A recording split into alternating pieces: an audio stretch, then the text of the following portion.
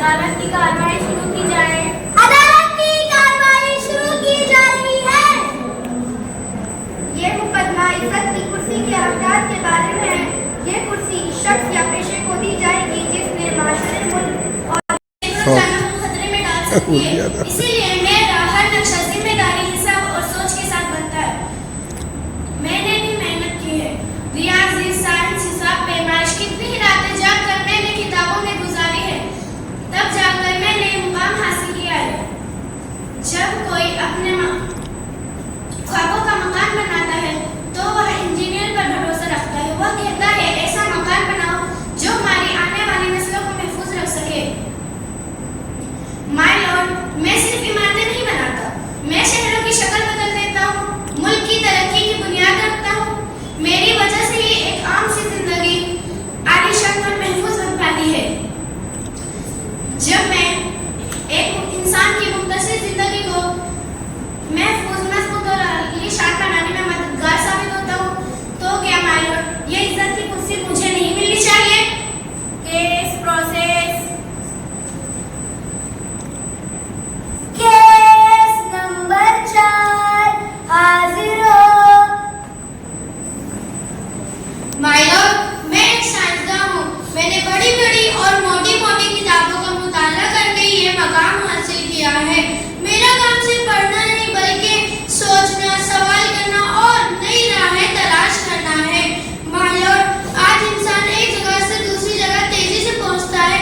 ये साइंस की वजह से मुमकिन हुआ है। माय लॉर्ड, टेलीविजन, कंप्यूटर, कैमरे, मोबाइल, ये सब मेरी तहकीक और मेहनत का नतीजा है।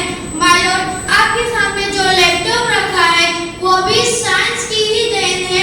डॉक्टर के पास जो जदीद आलात होते हैं जिनकी मदद से वो मरीजों की जान बचाता है, वो भी साइंस की ही देन है।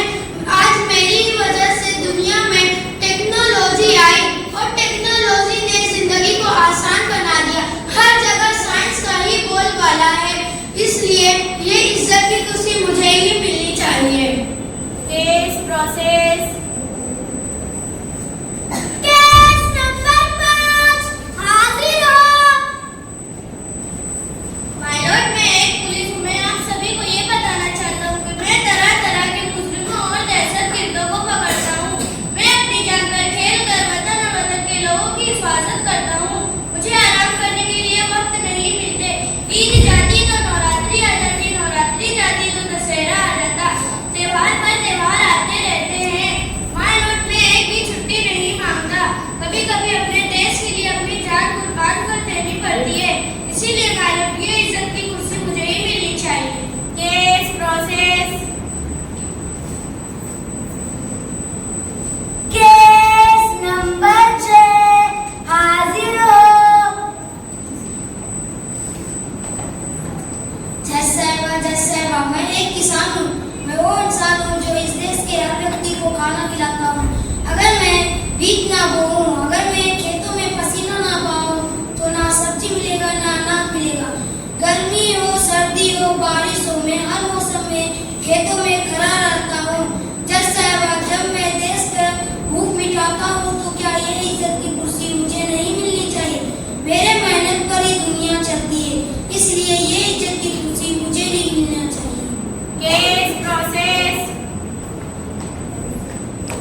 केस नंबर 7 हाजिर हो। माय लॉर्ड, मैं एक टीचर हूँ।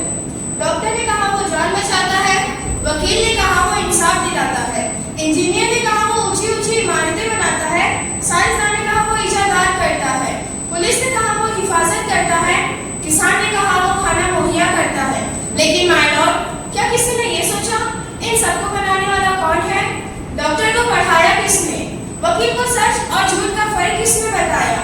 इंजीनियर के हाथ में कलम पकड़ाकर नक्शा बनाना किसने सिखाया? साइंसदान के जहन में सवाल पैदा करना किसने सिखाया? पुलिस को हिम्मत, डिसिप्लिन और कानून किसने सिखाया? किसान को मिट्टी, बीज और मेहनत की पहचान किसने करवाई? माय लॉर्ड, ये सब पहले मेरे पास आए थे, नन्हे मुन्ने छोटे नादान। मैंने इनका हाथ पकड़कर अलिफ से अनार, बा से बकरी, ए से एप्पल, 1 से 10 तक गिनना सब मैंने ही इन्हें सिखाया। मैं इन सबकी असातिज़ा हूँ। मैंने इनका मुस्तकबिल तराशा है। मैंने इनके ख्वाबों को पहचान ली है।